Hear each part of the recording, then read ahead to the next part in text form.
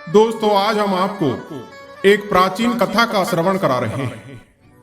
इस कथा के माध्यम से हम सभी यह जानेंगे कि मनुष्य के दुखों का अंत कब होता है और दुखों का अंत कैसे किया जाता है। दोस्तों, ये कहानी यही संदेश देती है कि जीवन में समय चाहे कितना भी कठिन हो, अगर हम नेक रास्ते पर चलते हैं, दूसरों की मदद करते हैं और ईश्वर पर भरोसा रखते हैं, तो हमें हमारी मेहनत और सच्चाई का फल जरूर मिलता है। दोस्तों, एक बार भगवान शिव माता पार्वती के साथ कैलाश पर्वत पर विराजमान थे और मृत्यु लोक का दृश्य देख रहे थे। तभी माता पार्वती ने देखा कि धरती लोक पर कुछ मनुष्य सुखपूर्वक अपना जीवन व्यतीत कर रहे हैं और कुछ मनुष्य बहुत ही कष्ट में जीवन व्यतीत कर रहे हैं। यह दृश्य देखकर माता पार्वती का मन व्याकुल हो उठा और उन्होंने भगवान शिव से कहा कि हे प्रभु, मनुष्य के दुखों का अंत कैसे किया जा सकता है और मनुष्य किस प्रकार से सुखी जीवन व्यतीत कर सकता है। कृपया आप मुझे इस बारे में कोई उपाय बताइए। भगवान शिव कहते हैं, देवी, यह प्रश्न पूछकर आज आपने अपना ही नहीं बल्कि समस्त मनुष्य जाति का कल्याण किया है। इसलिए हे देवी, आज मैं आपको आपके प्रश्न का उत्तर एक बहुत ही अद्भुत कथा के माध्यम से देने जा रहा हूं, जिसे सुनकर आपको आपके प्रश्न का उत्तर मिल जाएगा। कथा सुनाते हुए भगवान शिव कहते हैं कि देवी, द्वापर में चंद्रपुरी नाम का एक राज्य था। उस राज्य में एक नदी के किनारे एक सुंदर गांव बसा हुआ था। उस गांव में भोला नाम का एक किसान रहा करता था। भोला बहुत ही ईमानदार और नेक दिल आदमी था। उसके परिवार में उसकी पत्नी और 2 बच्चे थे। बीमारी और गरीबी की वजह से भोला का शरीर बहुत ही कमजोर हो चुका था। उसके परिवार को 2 वक्त की रोटी भी नसीब नहीं हो पा रही।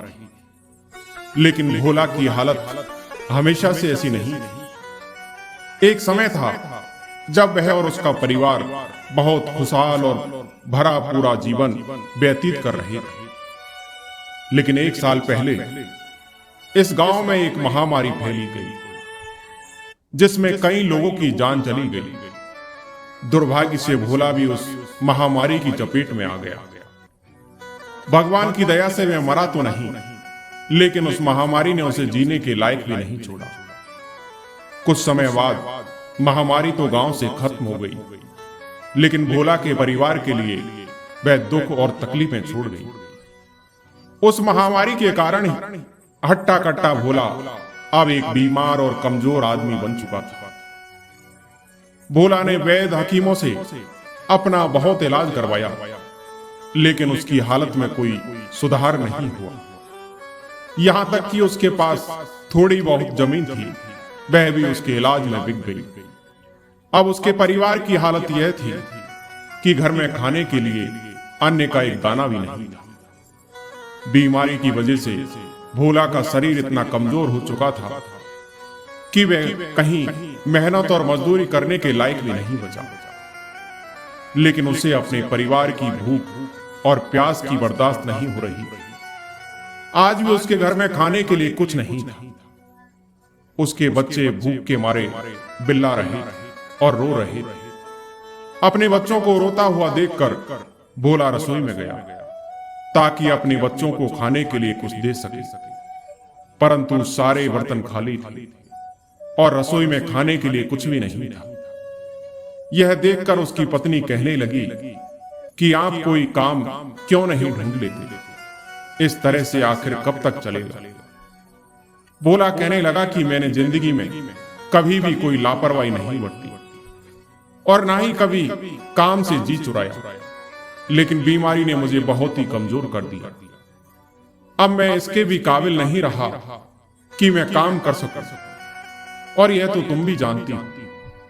अपनी पत्नी की बातें सुनकर भोला बहुत परेशान हुआ और घर में कुछ सामान तलाश करने लगा, जिसे बेचकर वह थोड़े पैसे जुटा सके। आखिर उसने घर में एक लंबी रस्सी तलाश कर ली और कहने लगा कि मैं इस रस्सी को बेच कर आता हूं ताकि बच्चों के लिए कुछ खाने पीने का इंतजाम कर सकूं। उसकी पत्नी बोली कि यह तो ठीक है और इससे आज का तो हम खा लेंगे, लेकिन कल क्या करेंगे? भोला कहने लगा कि भाग्यवान, आज की व्यवस्था करने दो, कल का मालिक तो मेरा परमात्मा है, वह कुछ ना कुछ इंतजाम जरूर ही कर देगा। अपनी पत्नी से इतना कहकर भोला उस रस्सी को लेकर भगवान के भरोसे बाजार को निकल गया। उसने काफी देर तक बाजार में आवाज लगाई। आखिरकार उसे एक ग्राहक मिल भी गया। वह ग्राहक बोला कि मैं तुम्हें इस रस्सी के 20 आने दे सकता हूं। भोला ने कहा कि लेकिन इस रस्सी की कीमत इससे कहीं ज्यादा है। मैंने कुछ ही दिनों पहले इसे 30 आने में खरीदा था। अब ग्राहक समझ चुका था कि यह अपने किसी जरूरत के लिए इस रस्सी को बेचना चाहता है। वह कहने लगा कि मैंने जो इस रस्सी की कीमत लगाई है वह बिल्कुल ठीक है। अगर तुम रस्सी बेचना ही चाहते हो तो रस्सी को मेरे हवाले करो और 20 आने ले लो, वरना कोई दूसरा ग्राहक ढूंढ लो। अब डूबते को तिनके का सहारा। भोला ने वह रस्सी 20 आने में रस्सी उस आदमी को बेच दी। वह रकम लेकर अपने घर की तरफ रवाना हुआ ताकि अपने बीवी बच्चों के लिए कुछ खाने पीने का सामान ले सके। अचानक उसने रास्ते में 2 लोगों को देखा जो आपस में लड़ झगड़ रहे थे। उन्हें देखकर भोला उसी तरफ निकल गया ताकि देख सके कि आखिर यह मामला क्या है। जब वह उनके नजदीक पहुंचा तो उसने देखा कि एक जवान ने एक बूढ़े का हाथ कस के पकड़ रखा है और उसे अपने साथ ले जाना चाहता है। वह बूढ़ा व्यक्ति अपना हाथ छुड़ाने की पूरी कोशिश कर रहा था। भोला ने उस नौजवान से पूछा कि अरे भाई, आखिर तुम इस बूढ़े को कहां ले जाना चाहते हो? जरा इसकी उम्र तो देखो, यह तुम्हारे बाप की उम्र का है। क्या इसके साथ ऐसा बर्ताव करना ठीक है? वह बूढ़ा जो बहुत ही मजबूर था भोला से कहने लगा, देखो भाई, यह नौजवान मुझे सिर्फ 20 आने के लिए कोतवाल के पास ले जाना चाहता है ताकि मुझे कैद खाने में डलवा सके। मैं इतने सालों से इस नगर में इज्जत की जिंदगी जीता आ रहा हूं। अब तुम ही बताओ, सिर्फ 15 आने के लिए कैद खाने चला जाऊं? भोला ने उस बूढ़े की बातें सुनी। वह उस नौजवान को समझाने लगा, लेकिन वह किसी की बात मानने को तैयार नहीं था। अब भोला सोचने लगा कि ऐसा भी हो सकता है कि कोई आदमी मुझे भी ज्यादा जरूरतमंद हो। अगर यह बूढ़ा कैद खाने चला गया तो इसकी पत्नी और बच्चों का खर्च कौन उठाएगा? यह सोचकर भोला ने अपनी जेब से 20 आने निकाले और उस नौजवान को देते हुए कहा कि यह लो नौजवान, यह 20 आने, अब तुम इस बूढ़े काका को छोड़ दो। और पैसे लेकर नौजवान वहां से चला गया। उस बूढ़े आदमी ने अब राहत की सांस ली। वह भोला के सामने हाथ जोड़ते हुए उसे दुआएं देने लगा। बेटा, भगवान तुम्हारा भला करे और तुम्हें इसका 100 गुना दे। उस बूढ़े आदमी की दुआएं सुनते सुनते भोला भी अपने घर की तरफ वापस चल पड़ा। वह यह सोचते हुए जा रहा था कि अब मजबूरी में उसे खाली हाथ ही घर वापस लौटना होगा, लेकिन दिल ही दिल में उसे यह तसल्ली भी थी कि गरीबी के बावजूद उसने एक नेक काम किया है। यही सोचते सोचते भोला अपने घर पहुंच चुका था। जब उसकी पत्नी ने देखा कि वह चुपचाप और सिर झुकाए खड़ा है तो वह समझ गई कि यह हमारे खाने का इंतजाम नहीं कर सके, बल्कि वह रस्सी जो यह घर से लेकर गए थे उससे भी हाथ धो बैठे हैं। वह पूछने लगी कि क्या हुआ, आप खाली हाथ क्यों लौट आए? और उस रस्सी का क्या हुआ जिसे तुम बेचने के लिए ले गए?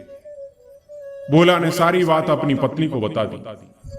भोला की बातें सुनकर उसकी पत्नी बोली, आपने एक अच्छा काम किया है, एक बूढ़े आदमी को कैद खाने जाने से बचा लिया। पर आपको यह मालूम होना चाहिए कि जो दिया घर की रोशनी के लिए होता है उसे कहीं और ले जाकर नहीं जलाया जाता। अब आप अपने बच्चों को क्या खिलाओगे, कैसे उनका मन बहलाओगे? इस पूरे नगर में से कौन आएगा जो हमारे बच्चों का पेट भरेगा? भोला कहने लगा कि तुम ठीक कहती हो, मैं तुम्हारी इन बातों से बिल्कुल सहमत हूं। लेकिन वह बेचारा बूढ़ा आदमी हमसे ज्यादा मुसीबत में था।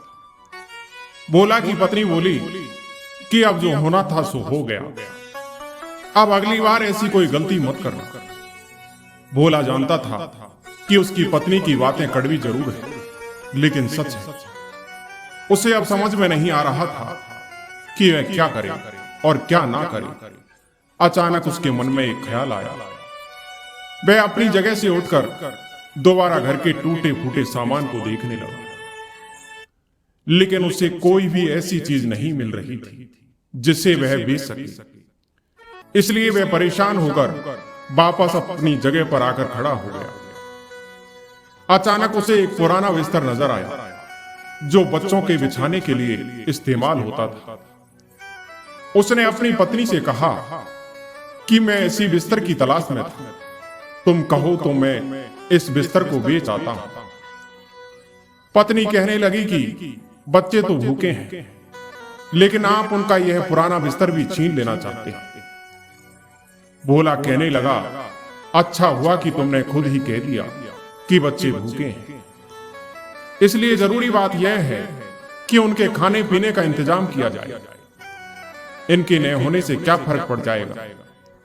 उसकी पत्नी ने जब यह देखा कि इस बिस्तर की भोला की नजरों में कोई कीमत नहीं है, तो वह आंसू बहाने लगी और कहने लगी, ठीक है, समेट लो इसे और बेच डालो, लेकिन याद रखना इनको कम दामों में मत बेचना, ताकि कुछ दिनों तक तो हमारे बच्चों का पेट भर सके।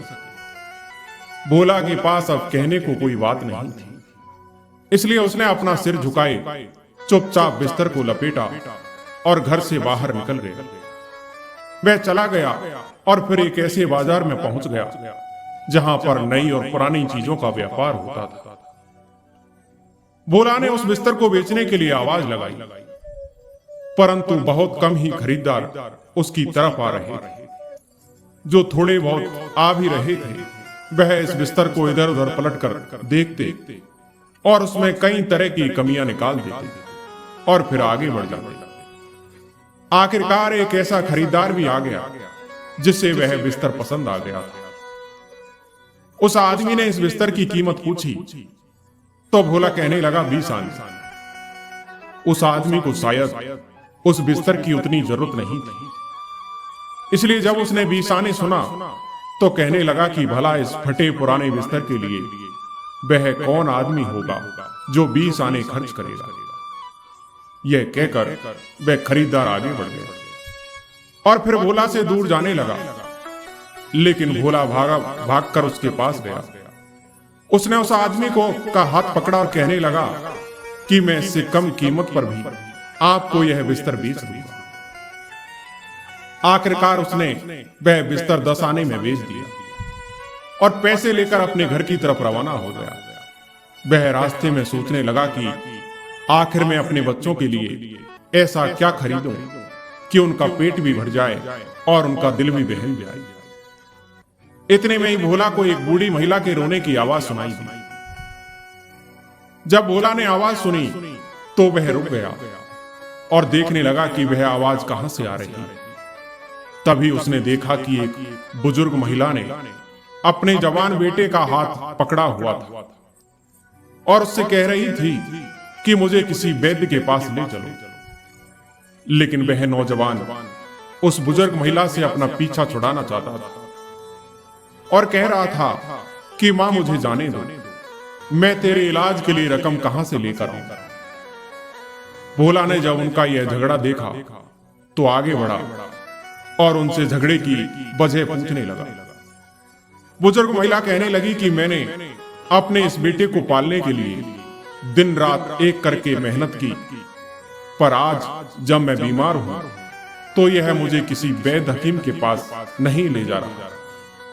वह नौजवान कहने लगा कि मैं इस बात से सहमत हूं कि मेरी मां ने बड़ी तकलीफों से मुझे पाला, और मुझे पाल पोस कर बड़ा किया, लेकिन मैं मजबूर हूं। मेरे पास इतनी रकम नहीं है कि मैं अपनी मां को किसी वैद्य के पास ले जा सकूं। भोला ने जब यह सुना तो वह कुछ परेशान सा हो गया। फिर उसने अपनी सारी रकम यानी 10 आने अपनी जेब से निकाली और उस नौजवान के हाथ में दी। उस नौजवान का भोला के इस काम पर विश्वास ही नहीं हो रहा था। उसने सोचा कि वह भोला के कदमों में गिर पड़े, लेकिन भोला ने उसे ऐसा करने से रोक दिया और कहने लगा, मेरे दोस्त, तुम अपनी जरूरत पूरी करो और अपनी मां का इलाज कराओ। इसके बाद वह दोनों मां बेटा वहां से चले गए और भोला वापस तरह तरह के ख्यालों में खो गया। कुछ देर के बाद वह अपने घर की तरफ चल पड़ा, लेकिन भूख और बीमारी की वजह से उससे अब चला भी नहीं जा रहा। फिर भी वह अपने घर जाने को मजबूर था। गिरता पड़ता वह किसी तरह अपने घर पहुंचा।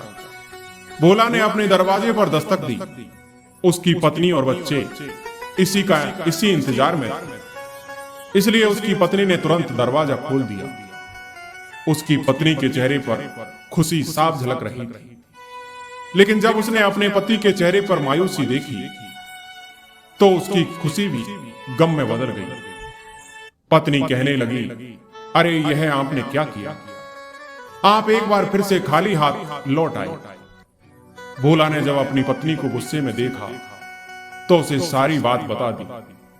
सारी बात सुनने के बाद उसकी पत्नी बोली कि आपको तो सिर्फ दूसरे लोगों की चिंता है, उन्हें मुसीबत में देखकर उनकी सहायता कर रहे हो, लेकिन पता नहीं आपको अपने बच्चों पर दया क्यों नहीं आती। अब आप ही बताओ कि हम क्या करें, कहां जाएं? अब मेरे बच्चों में भूख बर्दाश्त करने की हिम्मत नहीं है। अब तो लगता है कि भूख के मारे उनकी जान ही निकल जाएगी। भोला में अब इतनी हिम्मत भी नहीं थी कि वह अपनी पत्नी से नजरें मिला सके। कहने लगा, मेरा परमात्मा सब कुछ जानता है। अगर तुम भी उस बूढ़ी औरत की फरियाद सुनती तो तुम भी वही करती जो मैंने किया है। लेकिन विश्वास रखो, भगवान कोई ना कोई रास्ता जरूर निकालेंगे। भोला बोला कि इस बार मैं कोई चीज बेचने के लिए ले गया तो उसे बेचूंगा नहीं, बल्कि गिरवी रखूंगा, ताकि कम से कम उस चीज से हमें हाथ ना धोना पड़े।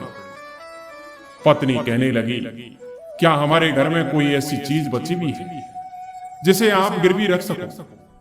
भोला अपने घर में इधर उधर देखने लगा और फिर बोला कि यह संदूक ठीक रहेगा, बस यह संदूक तुम मुझे दे दो, ताकि इसके बदले में मैं कोई छोटी संदूक खरीद लूं और साथ ही कुछ खाने पीने का सामान भी ले आऊं। उसकी पत्नी, जो पहले से गुस्से में थी, कहने लगी कि अब तो आप इस संदूक से भी हाथ धो लो।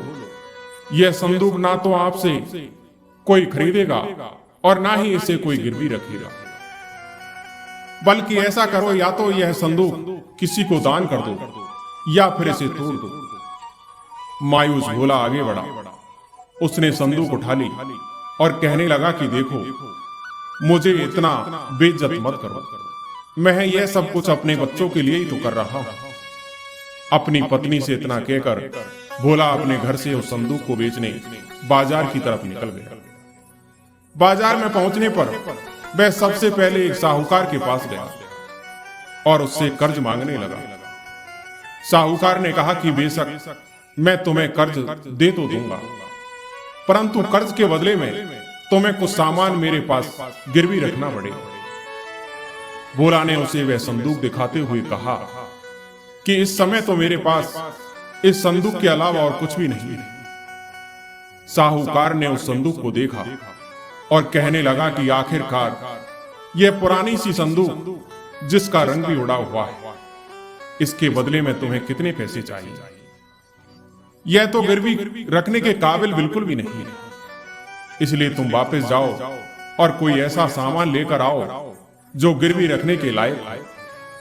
इसके बाद भोला उस साहूकार की दुकान से बाहर निकल गया। उसने कई बाकी दुकानों पर भी उस संदूक को बेचने की कोशिश की, लेकिन उसकी बात नहीं बनी, क्योंकि वह संदूक बहुत ही पुरानी थी और कोई भी संदूक के बदले उसे कर्ज देने के लिए तैयार नहीं हुआ। इधर सूरज ढलने वाला था और अंधेरा छाने वाला था। भोला मन ही मन उम्मीद खो चुका था। मन ही मन वह सोचने लगा कि मैंने अपनी पत्नी से वादा करके गलती की। इस पुरानी संदूक को कोई भी गिरवी नहीं रखेगा। अब मुझे संदूक को बेच ही देना चाहिए। उसने यह फैसला किया और वापस बाजार की तरफ चला गया। वह आवाज लगाकर संदूक के लिए खरीदार ढूंढने लगा। अब उसकी सारी उम्मीदें इस संदूक पर टिकी थी ताकि वह इसे बेच सके और अपनी पत्नी और बच्चों के लिए कम से कम एक वक्त का खाना तो ले ही सके। लेकिन उसकी बदकिस्मती कि उसे कोई भी खरीदार नहीं मिला। अब सूरज ढल चुका था और अंधेरा हो चुका था, इसलिए वह बाजार में सिर्फ अकेला ही रह गया। इसके बाद वह एक मध्यम सी रोशनी में जाकर बैठ गया जो एक मकान की खिड़की से आ रही थी। वह सोच रहा था कि इस हालत में वह कैसे अपने घर वापस जाए और अपनी पत्नी और बच्चों को क्या जवाब दे। अभी वह यह सब कुछ सोच ही रहा था कि तभी उसे एक मछली बेचने वाले की आवाज सुनाई दी। यह मछली बेचने वाला भी भोला की तरह ही गरीब और परेशान था, इसलिए वह भी उसी जगह पर आकर बैठ गया जहां पर भोला बैठा हुआ था। वह दोनों एक दूसरे से बातें करने लगे और अपने बारे में एक दूसरे को बताने लगे। मछली बेचने वाला कहने लगा कि भाई, हम दोनों के हालात बिल्कुल एक जैसे हैं। क्यों ना हम ऐसा कोई काम करें जिससे तुम्हें संदूक से छुटकारा मिल जाए और मुझे इस मछली से। मेरे पास यह एक लाल रंग की मछली बची हुई है। मैं तुमसे यह संदूक ले लेता हूं और तुम मुझसे यह मछली ले लो। यह मछली लेकर तुम अपने घर चले जाओ ताकि आज की रात तो कम से कम तुम्हारी पत्नी और बच्चे अपना पेट भर सकेंगे। भोला ने कुछ सोचा और फिर कहने लगा कि हमारे पास इसके अलावा और कोई चारा भी तो नहीं है। बजाय इसके कि मैं खाली हाथ अपने घर जाऊं, कम से कम एक मछली तो मेरे पास हो। भोला उसकी बात से सहमत हो गया। अब भोला एक छोटी सी मछली का मालिक बन गया, लेकिन मछली बेचने वाले को उसके बदले में एक बड़ी सी संदूक मिल चुकी थी। मछली बेचने वाले ने जल्दी से वह संदूक ले ली और अपने घर की तरफ रवाना हो गया। वह छोटी सी मछली अब भोला के पास आ चुकी थी। भोला उस मछली को लेकर अपने घर की तरफ चल पड़ा। कुछ समय बाद भोला ने अपने घर पर दस्तक दी। उसकी पत्नी ने दरवाजा खोला। भोला जानता था कि उसकी पत्नी और उसके बच्चे उसी का इंतजार कर रहे थे। वह घर में दाखिल हुआ और उसने अपनी पत्नी और बच्चों के सामने वह मछली रख दी और इंतजार करने लगा कि उसकी पत्नी क्या कहती है। हालांकि यह मछली छोटी सी थी। भोला कुछ देर तक चुप रहा और फिर बोला कि मैंने वह संदूक गिरवी नहीं रखी, बल्कि उसके बदले में इस मछली को ले लिया है। उसकी पत्नी जो मछली को देखकर बहुत ही खुश थी, लेकिन यह बात सुनते ही उसके चेहरे का रंग बदल गया। वह कहने लगी, क्या आपने वह संदूक बेचकर यह मछली ले ली? अब हमारे घर में बचा ही क्या है? आपने तो जाने से पहले मुझसे यह वादा किया था कि आप वह संदूक बेचेंगे नहीं, बल्कि उसे गिरवी रखेंगे। भोला सिर झुकाए अपनी पत्नी की बातें सुन रहा था। वह सिर्फ इतना ही कह सका कि उस पुरानी संदूक को कोई भी गिरवी रखने को तैयार नहीं और मैं मजबूर था, इसलिए मुझे संदूक के बदले में यह मछली लेनी पड़ी। उसकी पत्नी जो बहुत ही नाराज थी, अपनी जगह से उठी। उसने मछली को काटकर उसे साफ करना शुरू किया। वह उसी तरह से मछली साफ कर रही थी कि तभी हैरानी से कहने लगी, अरे यह क्या जो चांद की तरह चमक रहा है? भोला ने जब मछली के पेट में देखा तो खुशी से चिल्लाने लगा, अरे भाग्यवान, यह तो कीमती मोती है। भोला के चिल्लाने से उसका उदास घर खुशी से भर गया। वह रात उसकी पत्नी और उसके बच्चों ने ईश्वर से प्रार्थना करते हुए गुजार दी। और खुशी से वे सुबह का इंतजार करने लगे कि कब जौहरी अपनी दुकान खोले। इस बार उसकी पत्नी भी भोला के साथ बाजार गई। अभी जौहरी ने अपनी दुकान खोली थी कि भोला और उसकी पत्नी उसके पास पहुंच गए। भोला वह मोती जौहरी के हाथ में देते हुए बोला कि सेठ जी, इस कीमती मोती के बदले मुझे कितनी स्वर्ण मुद्राएं मिलेंगी।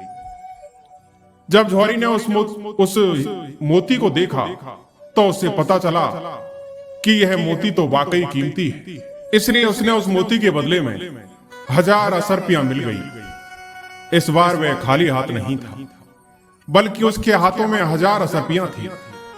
भोला और उसकी पत्नी बहुत खुश थे, मानो सारा जग जीत लिया। इस दौलत से उसने अपने लिए एक अच्छा मकान बनवाया, जिसमें सुख सुविधा का सारा सामान इकट्ठा किया गया। अब भोला कोई गरीब आदमी नहीं था, बल्कि वह एक अमीर सेठ बन चुका था। अब भोला के दिन बदल चुके थे। उसके घर में किसी चीज की कोई कमी नहीं थी। खाने के लिए काजू, पिस्ता, बादाम, दूध, दही सब कुछ था। अच्छी खुराक मिलने से उसके बीमार शरीर में भी अब नई ताकत आने लगी थी। कुछ ही दिनों में भोला पूरी तरह से बदल चुका था। अब वह पहले वाला कमजोर और बीमार भोला नहीं, बल्कि स्वस्थ और तंदुरुस्त हो गया था। चेहरे पर लाली, होठों पर मुस्कान, साफ सुथरे कपड़े अब उसकी पहचान बन चुके थे। परंतु दिल से भोला आज भी वही पुराना भोला था, जिसके मन में दूसरों के लिए दया और प्यार भरा हुआ था। भोला के ठाट बाट देखकर पूरे इलाके में यह बात फैल चुकी थी कि भोला को एक मछली के पेट से मोती मिला है, जिसे बेचकर उसकी जिंदगी बदल गई। समय के साथ साथ धीरे धीरे यह बात उस मछली बेचने वाले तक भी पहुंच गई, जिसने वह मछली भोला को संदूक के बदले में दी थी। जब उसे इस बात का पता चला कि उसकी दी हुई मछली से भोला अमीर आदमी बन गया है, तो उसने मन में विचार किया कि क्यों ना मुझे भोला के पास जाना चाहिए और उस मछली के बदले में कुछ और रकम मांगनी चाहिए, क्योंकि मेरी दी हुई मछली की वजह से ही आज भोला एक सेठ बन चुका था। यह सोचकर मछली बेचने वाला अगले दिन भोला के घर पहुंच जाता है। जब भोला ने उस मछली बेचने वाले को देखा तो वह उसे देखते ही पहचान लिया और अपने स्वभाव के मुताबिक उसने मछली वाले को देखते ही कहा, आओ दोस्त, कैसे हो? तुम्हारी वजह से ही आज मेरी किस्मत बदल चुकी है। भोला ने उसकी खूब खातिरदारी की और फिर जब वे दोनों बातें करने बैठे तो मछली बेचने वाला कहने लगा, भोला, मेरी दी हुई मछली के कारण ही तुम एक सेठ बने हो। उसी में से तुम्हें कीमती मोती मिला था, तो क्या मुझे इनाम में कुछ मिलना नहीं चाहिए?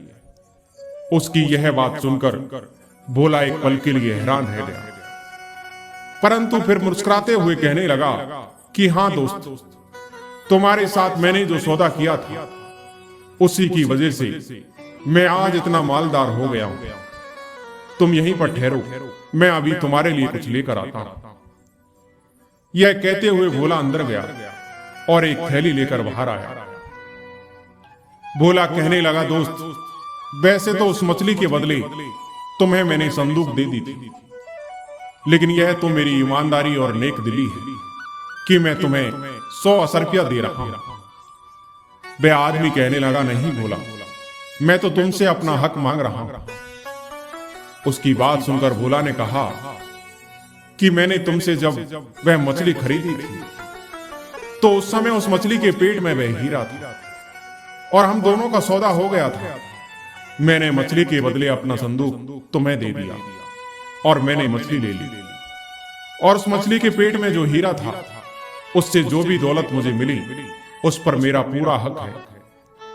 जब दोनों के बीच इस बात को लेकर बहस होने लगी तो आस पड़ोस के लोग भी वहां पर इकट्ठे हो गए।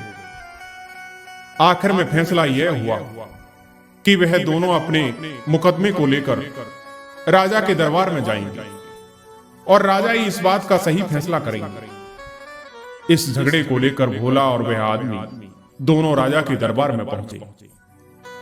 भोला ने शुरू से आखिर तक राजा को सारी बात बताई कि किस तरह से वह बीमारी की वजह से कंगाल और कमजोर हो चुका था। फिर उसे अपने परिवार का पोषण करने के लिए घर की चीजों को बेचना पड़ा और आखिर में उसने इस मछली वाले के साथ सौदा किया, जिसमें अपनी पुरानी संदूक के बदले उसने एक मछली ले ली। फिर उस मछली में से एक मोती निकला, जिसे बेचकर उसे बेशुमार दौलत हासिल हुई और उसकी गरीबी दूर हो गई। आज 1 साल के बाद यह आदमी मुझसे उस हीरे में हिस्सेदारी मांगने आया है। सारी बात सुनने के बाद राजा ने उस मछली बेचने वाले से पूछा कि क्या भोला जो कह रहा है वह सच है?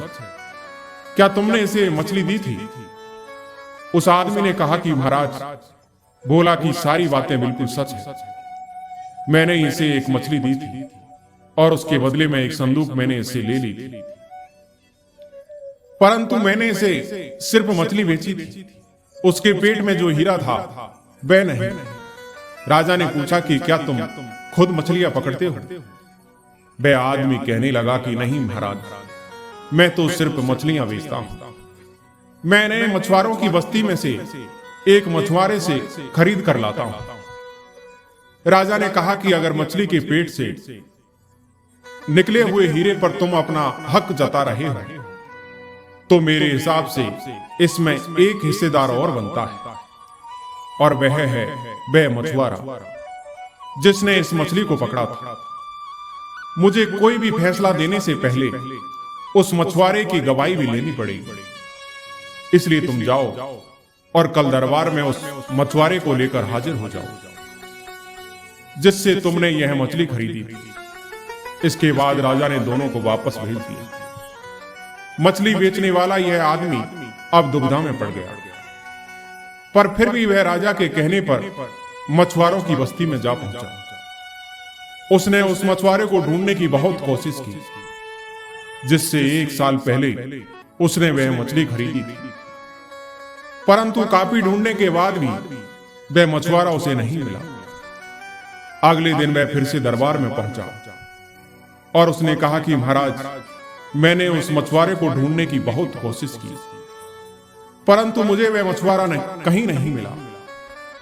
राजा ने कहा कि अगर यह बात है तो मुझे यह फैसला भोला के पक्ष में ही सुनाना होगा। यह सुनकर वह आदमी कहने लगा, महाराज, मुझे 1 दिन का वक्त और दीजिए। मैं कैसे भी करके उस मछुआरे को ढूंढ कर लाऊंगा। उस दिन वह आदमी फिर से मछुआरों की बस्ती में गया और उस मछुआरे को ढूंढने लगा, परंतु उसे निराशा ही हाथ लगी। उसे वह मछुआरा नहीं मिला। तब उसने सोचा कि अगर मैं किसी दूसरे मछुआरे को अपने साथ ले आऊं और वह राजा के सामने यह झूठी गवाही दे दे और कह दे कि मैंने उससे ही मछली खरीदी है, तो बात बन सकती है। यह विचार आने के बाद उस आदमी ने एक मछुआरे को इस बात के लिए राजी कर लिया कि वह राजा के दरबार में यह गवाही देगा कि वह मछली उसने ही उस मछली बेचने वाले को बेची थी। अगले दिन जब दरबार लगा तो भोला मछली बेचने वाला और गवाही देने के लिए मछुआरा तीनों राजा के सामने हाजिर हुए। राजा ने उस मछुआरे से पूछा, क्यों भाई मछुआरे, 1 साल पहले क्या तुमने ही वह सुनहरी मछली इस मछली बेचने वाले को बेची थी? मछुआरा कहने लगा कि महाराज, हां, मैंने ही वह सुनहरी मछली इस आदमी को बेची थी।